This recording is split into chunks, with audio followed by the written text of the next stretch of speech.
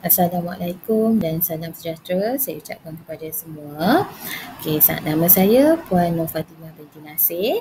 Saya adalah guru bagi subjek mata pelajaran perniagaan dan juga ketua panitia bagi subjek perniagaan. Jadi hari ini saya akan memperkenalkan tentang subjek perniagaan kod 3766. Baiklah. Sebelum saya mulakan, saya nak terangkan sedikit tentang objektif subjek perniagaan ni kepada anda semualah. Yang pertama, objektif yang pertama, kenapa kita perlu belajar perniagaan ni? Sebab kita nak membina pengetahuan dan kefahaman murid untuk menimbulkan minat ke arah perniagaan. Selain itu, kita juga ingin membangunkan idea dan membina kesediaan murid sebagai persediaan untuk memulakan perniagaan di masa hadapan, membina kemahiran menganalisis dan menilai keadaan perubahan persekitaran terhadap organisasi. Seterusnya kita ingin membina kemahiran dan kreativiti murid dalam bidang perniagaan, menerapkan kesedaran tanggungjawab sosial, tingkah laku perniagaan yang beretika, sikap positif dan nilai murni dalam menjalankan perniagaan. Ini adalah beberapa objektif kenapa kita perlu belajar subjek perniagaan.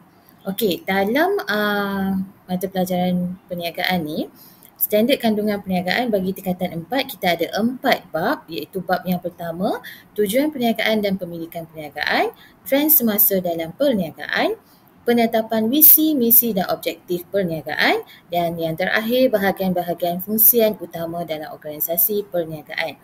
Itu di dalam tingkatan 4. Bagi tingkatan 5 pula, kita ada 7 bab, pengurusan sumber manusia, pengurusan sumber fizikal dan teknologi, bab yang ketiga sumber pembiayaan perniagaan, bab 4 penyata kewangan perniagaan, bab 5 persediaan menjadi usahawan, bab 6 persediaan memulakan perniagaan dan yang terakhir merancang pengendalian perniagaan. Saya terus kepada format pentaksiran perniagaan SPM 3766. Untuk subjek perniagaan kita ada 3 kertas. Kertas 1, kertas 2 dan kertas 3. Saya akan terangkan satu persatu. Untuk kertas 1, konstruknya adalah untuk mengingat, memahami dan mengaplikasi. Cakupan konteks merangkumi tingkatan 4 dan tingkatan 5. Aras kesukarannya adalah 5-3-2, iaitu rendah 5, sederhana 3 dan tinggi 2. Kaedah penskoran adalah dikotomus. Alatan tambahan adalah kalkulator saintifik. Untuk kertas 2, konstruknya ialah mengingat, memahami, mengaplikasi, menganalisis dan menilai. Sama juga cakupan konteksnya tingkatan 4 dan 5. Aras kesukaran juga sama 5-3-2. Kaedah penskoran analitik dan alatan tambahannya ialah kalkulator saintifik. Untuk kertas 3, konstruknya ialah mengingat, memahami, mengaplikasi, menganalisis dan menilai. Cakupan konteks juga sama tingkatan 4 dan 5. Aras juga sama 5-3-2. Kaedah penskoran melalui rubrik penskoran. Alatan tambahan adalah kalkulator saintifik dan peralatan ICT.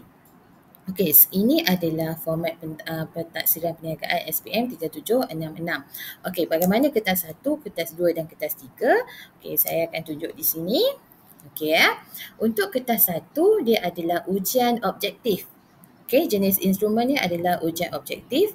Jenis itemnya ialah aneka pilihan. Bilangan soalan mempunyai 40 soalan yang wajib dijawab dan jumlah markahnya ialah 40. Tempoh ujiannya selama 1 jam 15 minit.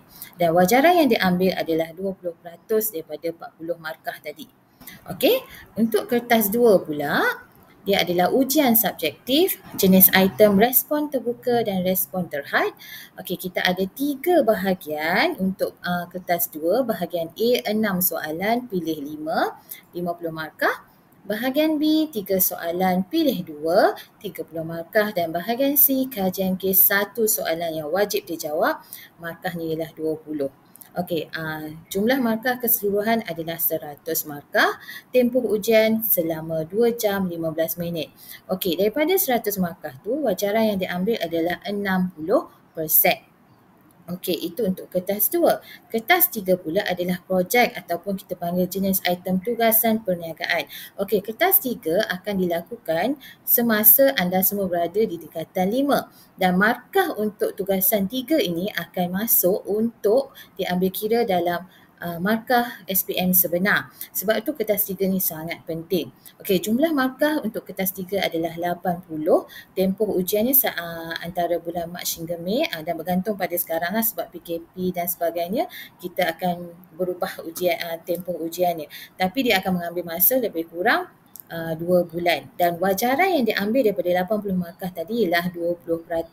Jadi sebab itu kertas 3 sangat-sangat penting untuk menampung markah kamu supaya kamu dapat lulus dalam SPM dan senang untuk kamu capai ke grade A.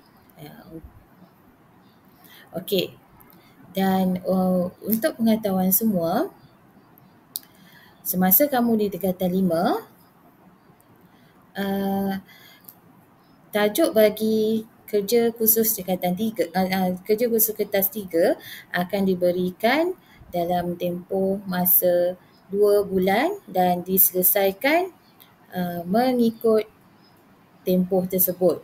Dan saya ulang sekali lagi, kertas 1, 2 dan 3 mempunyai wajaran yang berbeza dan kesemua kertas itu penting, cuma untuk menampung markah kamu supaya lebih tinggi, kerja khusus tingkat masa kertas 3 tu hendaklah dibuat dengan baik. Jadi itu sahaja pengenalan dan penerangan tentang mata pelajaran perniagaan. Harap kamu semua boleh menerima subjek ini dengan baik dan belajar dengan baik. Sekian, terima kasih. Assalamualaikum.